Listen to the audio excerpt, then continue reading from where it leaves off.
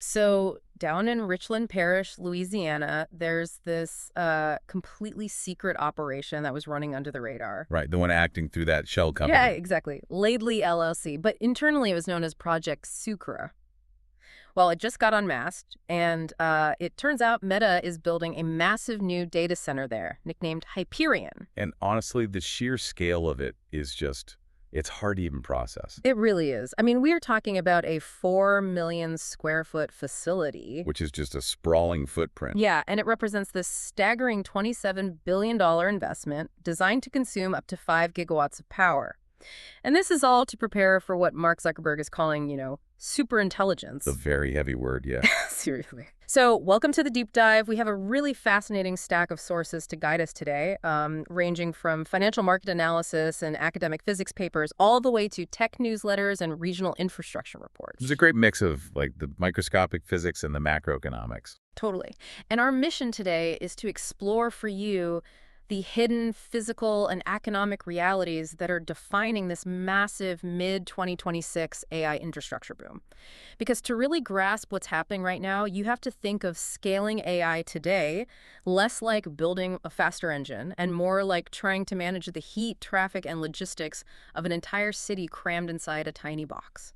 That is a really great way to frame it, because the physical footprint of a facility like Hyperion illustrates that reality perfectly. Oh, absolutely. Like when you read the headlines, the focus is almost always on the AI models themselves, right? Like how smart they are or what standardized exams they can pass this week. Right, the flashy software stuff. Exactly. But the foundational story, the real story, is about how we physically orchestrate moving that data and, how we finance this unprecedented infrastructure. Building a 5-gigawatt facility fundamentally alters the local landscape. It literally changes the map. It does. And looking at the regional reports from Louisiana, the controversies surrounding the site provide this really crucial, impartial context for just how massive these physical footprints are becoming. Yeah, like the local utility provider, Energy. They actually had to construct 3 brand new gas-powered plants and a dedicated substation just to support the load from this one site. Which is wild. Yeah. And, according to the financial filings, Energy claims this will eventually drive regional electricity costs down for everyone. Eventually, right. But the immediate reality is that the cost of all this new infrastructure, which is to the tune of hundreds of millions of dollars, will initially be passed on to everyday consumers through rate hikes. Right, which naturally sparks a lot of local friction. Oh, for sure. You have environmental groups like Earth Justice attempting to subpoena Meta over environmental protection compliance, even though, Meta pledged to match their consumption with renewable energy purchases. Yeah, and then you also have the Sierra Club raising red flags about gentrification in the nearby town of Holly Ridge. Exactly. And on just a purely practical level, everyday residents are reporting this unprecedented spike in construction traffic and even rolling power outages since the build began. Wow. Yeah, it just shows that before artificial intelligence can be this pristine, virtual thing, it has to be intensely, messily physical. It is a monumental undertaking. And to understand why Meta is so determined to build a 5-gigawatt city from the ground up, we first need to look at a recent financial panic that completely misread Meta's strategy. Oh, the Bloomberg report. Yes, let's set the scene for you on this. Yeah. Just recently, a Bloomberg report revealed that Meta intends to launch this internal initiative called Meta Compute. Right. And the whole premise is that they're going to sell excess AI cloud capacity to external developers. So the market saw this and absolutely panicked. It's laid a meltdown. Yeah, the narrative instantly became AI compute oversupply. Wall Street basically assumed the AI bubble was bursting. Optical and hardware stocks crashed across the board, with companies like Nebius and CoreWeave taking just a colossal hit in a single day. Because the underlying assumption there was that, well, if a giant like Meta is renting out its hardware, they must be pulling back, right? Exactly. The market interpreted it as Meta realizing they overpurchased GPUs and were desperately trying to recoup some of their costs. But the analysis we have from SemiAnalysis, it just dismantles that narrative entirely. It literally tears it apart. Yeah, Meta is not slowing down at all. I mean, in just the first half of 2026, they secured over 5 gigawatts of cloud and data center capacity. Right, and SemiAnalysis noted that Meta's capital expenditures for 2027 are projecting to be just astonishingly high. Yeah. In fact, right as the market was panicking and Nebius's stock was cratering, Meta quietly signed a $27 billion 5-year deal with Nebius for NVIDIA Vera Rubin clusters. Which is not the behavior of a company trying to cut its losses. Not at all. Internally, their ambition is actually accelerating. So their new model, which is codenamed Watermelon, has allegedly caught up to OpenAI's GPT 5.5 on their internal benchmarks. Yeah, and getting Watermelon to that level required utilizing an order of magnitude more compute than their April model. The one they called Muse Spark, Uh, or Avocado internally. right. Avocado to Watermelon, which represents a logarithmic leap in compute requirements. Training these frontier models requires tying together hundreds of thousands of accelerators, running continuously for months at a time. Okay, let's unpack this. If Meta is building these massive supermodels like Watermelon, why are they suddenly renting out compute? Doesn't renting out your hardware usually mean you bought too much and are trying to cut your losses? In a traditional enterprise environment, yes, absolutely. But at the sheer scale Meta operates, this setup is actually a CFO's dream of maximum optionality. Oh, really? Yeah, Meta isn't renting out compute because they are overextended. They're doing it because every single gigawatt they buy has 4 distinct high-value paths for monetization. Okay, lay them out for me. So the first path is the most obvious one. It's training their own frontier models through the Meta Superintelligence Labs. Right, building the superintelligence Zuckerberg has been promising. Exactly. If those models succeed, the compute is entirely self-used, generating the maximum return on investment for their own ecosystem. But what if that specific frontier model stalls out or, the training run fails? Well, that leads directly to the second path, which is expanding their advertising recommendation system, or REXIS, by a factor of 10. Okay, so funneling all that spare inference and training compute into their ad algorithms? Precisely. It makes their ad targeting hyper-precise.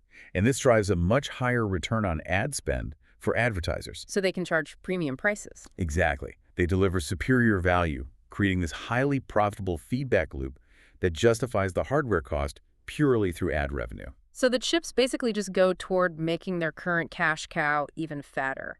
What is the third path? Path 3 is building an AWS Bedrock-style API platform. Our sources indicate Meta is actually in final negotiations to secure private instances of Anthropic's Claude model. Yeah, so by mixing Anthropic's models with their own open-source offerings, they can package these capabilities as a premium external service to enterprise clients. So they are moving up the stack, transitioning from just hoarding GPUs to becoming a full AI application and model distributor. Exactly. Which brings us to the fourth path. And SemiAnalysis highlighted this as probably the most disruptive mechanic of all. It's SpaceX-style bulk compute leasing. SpaceX style. Yeah, Meta is offering highly profitable 3-month auto-renewing compute contracts with a 90-day cancellation clause. Wait, if you know anything about the cloud industry, a 90-day out is completely unheard of. Right. Traditional cloud providers usually require multi-year lock-ins. They do, and the mechanics behind how Meta can offer that 90-day clause are fascinating. See, a traditional neocloud provider requires a 3 to 5 year commitment because they literally have to pay off the hardware they just bought for you. They need the guaranteed revenue to cover their own financing. Exactly. But Meta, on the other hand, is its own anchor tenant. They have the massive capital to just buy the hardware outright. Oh, I see. This means they can generate immediate high-margin revenue from external clients. Sure.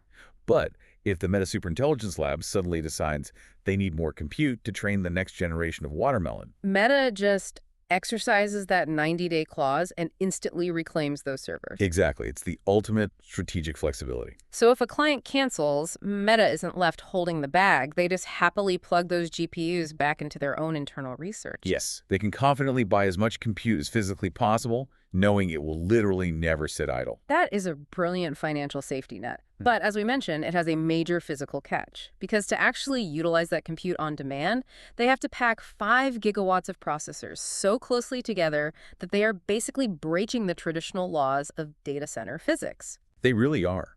That physical wall is requiring a complete architectural rethink across the industry. And to understand it, we have to look at the physics papers in our stack, specifically the research from the University of Wisconsin and MIT. Right, because for decades, legacy data centers operated on this very predictable modular design. You used standard copper wires for short connections between chips. Yep. And if you needed to send data across the room, you just used pluggable optical modules at the edges of the server board. It was basically an electrical highway that only converted to a fiber optic cable when absolutely necessary. And that architecture worked flawlessly because traditional internet traffic is relatively predictable. But AI workloads invalidate those old assumptions entirely. Because modern AI training is defined by dense, low latency, all-to-all communication. Exactly. When Meta trains a massive model like Watermelon, you have thousands of accelerators that all need to synchronize and share parameters simultaneously. And copper wires are just failing as a bottleneck for that kind of traffic. I mean, the physics literally don't support it anymore. No, they don't.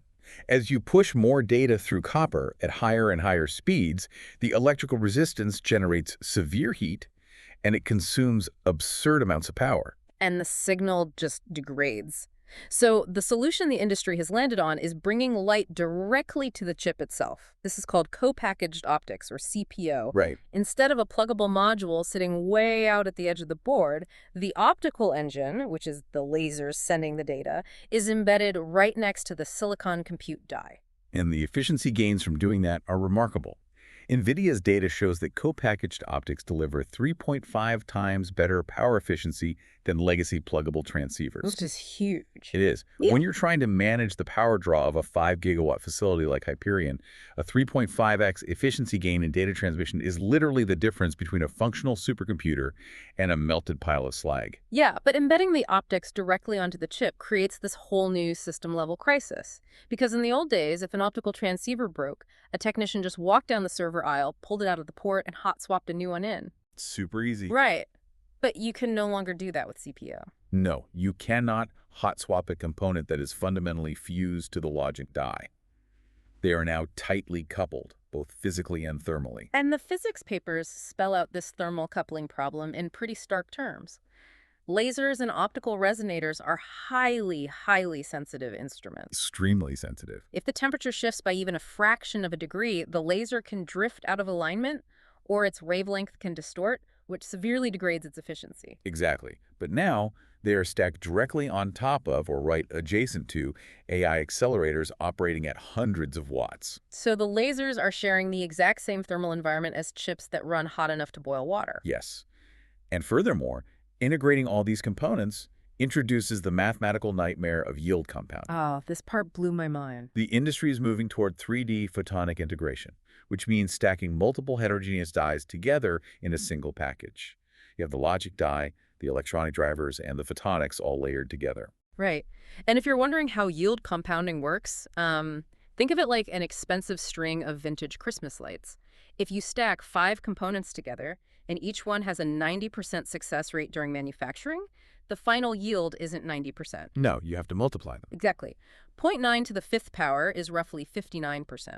That means 41% of the time, one tiny misalignment or thermal fracture ruins the entire package, and you have to throw millions of dollars of premium silicon straight into the trash. Which fundamentally alters the entire engineering mindset of the industry. So this is basically like trying to build a delicate, temperature-sensitive fiber optic watch directly on top of a roaring industrial furnace, and if one gear breaks, you have to throw the whole furnace away. What's fascinating here is that your analogy perfectly captures how the metrics for success are shifting. For decades, the holy grail in optical interconnects was peak energy per bit, how little power it takes to move a single piece of data. Right, just pure speed and efficiency. Exactly. But in this new environment, that metric is completely obsolete. The new standard is robustness per watt and thermally stable throughput. Because what good is an ultra-fast connection if the heat from the GPU throws the laser out of alignment and bricks the entire 3D package? Exactly. Co-packaged optics is not merely a component upgrade. It is a massive architectural commitment. As the researchers argue, packaging has essentially become the new process node. It's the primary limiting factor for system-level scaling today. Which means the entire industry has to somehow engineer their way out of this bottleneck. They have to figure out how to manufacture these extremely delicate integrated packages at a scale of tens of thousands of units without catastrophic failure rates. And they absolutely cannot do it alone. bespoke, fragile systems simply will not scale to meet the demands of a Hyperion-sized facility. Which is why the industry is rushing towards standardization. We are seeing the rise of the OCI MSA, which is the Optical Compute Interconnect Multi-Source Agreement. Right, a very long name for a very important group. Seriously. It's basically a coalition of major tech companies deciding to standardize chiplet optics. Because in earlier generations, standardization was just about the pluggable form factor on the outside of the server, right? Right, the physical plug. Yeah, but now the standards have to move inward. They're defining the exact die-to-die electrical connections, the optical input and output footprints, and even the thermal-mechanical boundaries inside the package. Because without the OCI MSA, every co-packaged optic implementation would be a proprietary nightmare. Oh, completely. If a part starts failing at scale, Yeah. you do not want to be entirely locked into a single vendor's custom physical layout. No way. And supplying the silicon for this transition is highly lucrative right now. Broadcom is generating just enormous revenue. According to their financial reports, their AI-related semiconductor revenue is projecting to hit $20 billion in fiscal year 2025. Which highlights a really crucial shift in capital allocation. Networking is now accounting for 15 to 20% of total data center capital expenditure. Yeah, the interconnects, the physical pathways between the chips, are becoming almost as valuable as the compute chips themselves. Here's where it gets really interesting. If everyone is pushing for open standards like the OCI MSA, doesn't that destroy the competitive advantage for giants like NVIDIA or Broadcom? I mean, why would they want to share the toy box and agree to a standardized optical chiplet? That is a great question. It's because at the massive scale of an AI data center, a lack of standardization creates fatal friction.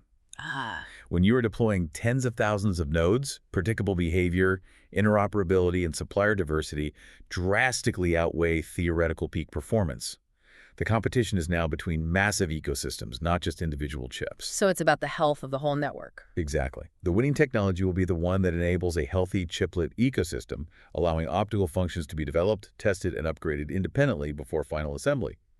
If a company insists on a closed proprietary optical standard, they risk becoming a bottleneck to their own customers' deployment speed. Makes total sense. And NVIDIA definitely knows this, which is why they're directly intervening in the optics supply chain to ensure they aren't bottlenecked. Yes. They just signed a multi-year strategic agreement with Lumentum to co-design these advanced optical engines. And Lumentum's technological approach to this scaling problem is incredibly innovative. It really is. They have developed a 1060-nanometer VCSEL array. Right. And functionally, a VCSEL, which stands for Vertical Cavity Surface Emitting Laser, is exactly what it sounds like.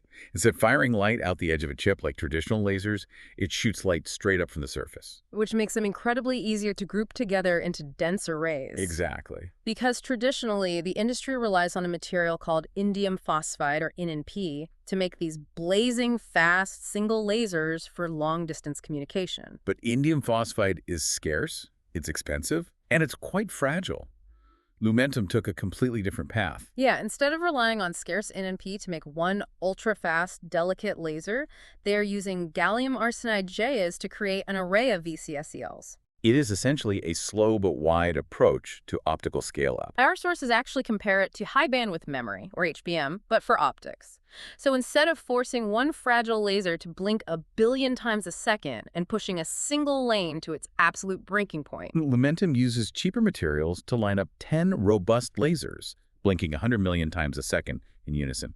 Right. And crucially, going back to our earlier point about the industrial furnace, this gallium arsenide VCSEL approach delivers superior high-temperature performance and long-term reliability. It completely solves for robustness per watt. It prioritizes thermostability over theoretical peak speed in a single lane. Which is exactly what they need. We should also note, though, that despite all this talk about light and lasers, copper isn't entirely dead yet. Not at all. Companies like Credo are supplying digital signal processors and thick purple copper cables for short interact connections. Meta is actually using these copper cables in their custom MTIA 400 accelerators to connect chips to switches within a single rack. Right. And they save the complex, expensive optics for connecting rack to rack across the massive facility. Exactly. It is a very pragmatic hybrid approach. Yeah. Integration depth is a context-dependent trade-off. You deploy expensive optics where the latency and bandwidth absolute demand it, and you retain copper where it is sufficient, mitigating some of those thermal and serviceability constraints we discussed earlier. So what does this all mean? For you listening, it means that the race to AI superintelligence isn't just about software code or algorithmic breakthroughs or the models themselves. It is strictly governed by the physical limits of packaging, the literal behavior of light inside a silicon chip, and the strategic financial optionality of tech giants. It's a massive orchestration effort. It really is. The next time you hear a headline about a new AI capability, whether it's GPT-6 or Meta's watermelon, you will know the staggering orchestration of heat, light, and billions of dollars happening behind the scenes to even make it possible. And, if we connect this physical reality to the broader global picture, it raises a deeply important geopolitical point. Oh, how so? Well, we mentioned earlier that advanced optical materials like indium phosphide and specific photonic design tools are critical to this infrastructure. Consider this. These specific materials and tools are increasingly becoming subject to intense geopolitical export controls. Ah, right. So in the near future, the actual physical architecture of our artificial intelligence, down to the exact wavelength of light used inside the processor, might not be dictated by physicists or engineers, but by international trade wars and geopolitical embargoes on rare earth materials. Wow, that is an incredible thought to leave on. The literal speed of thought for artificial intelligence might be capped by global trade agreements over raw materials. Exactly. Well, thank you so much for joining us and diving deep into the sources with us today. The next time you see a headline about AI, remember the 5 gigawatt city crammed into a tiny box that makes it all tick? See you next time.